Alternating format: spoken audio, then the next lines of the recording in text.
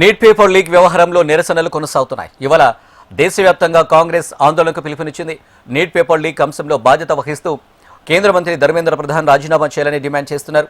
ఈ సందర్భంగా కోవత్తులు, ర్యాలీలు, సత్యాగ్రహం నిర్వహించాలని ఏఐసీసీ పిలుపునిచ్చింది. ఇక గాంధీ, అంబేద్కర్ విగ్రహాల దగ్గర నిరసనలు చేపట్టాలని కూడా సూచించింది.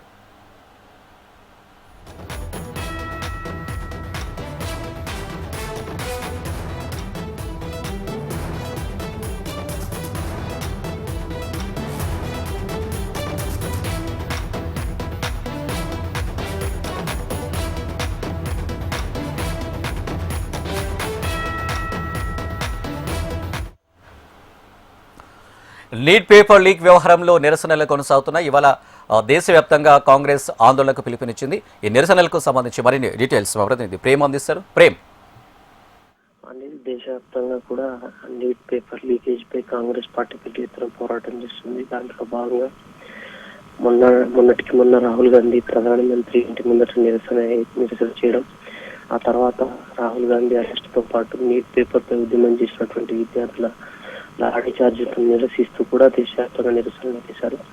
మొన్నటికి మొన్న రాజ్భవన్, లోక్ భవన్ నిరసన కార్యక్రమం, నిన్న దేశవ్యాప్తంగా కూడా ర్యాలీలు చేయడం, ఈ రోజు ర్యాలీలతో పాటు క్యాండిల్ ర్యాలీ, అంబేద్కర్ విగ్రహాలకు వినతి పత్రాలు ఇవ్వబోతున్నారు. ఇంకా ధర్మేంద్ర ప్రధాన్తో పాటు ప్రధానమంత్రి క్షమాపణ చెప్పాలని చెప్పి కాంగ్రెస్ పార్టీకి డిమాండ్ ఇచ్చారు. దాంట్లో భాగంగా ధర్మేంద్ర ప్రధాన్ రాజీనామా చేసేంత వరకు కాంగ్రెస్ పార్టీ పోరాటం చేస్తానని చెప్పి ప్రకటించింది. Right Prem, thank you.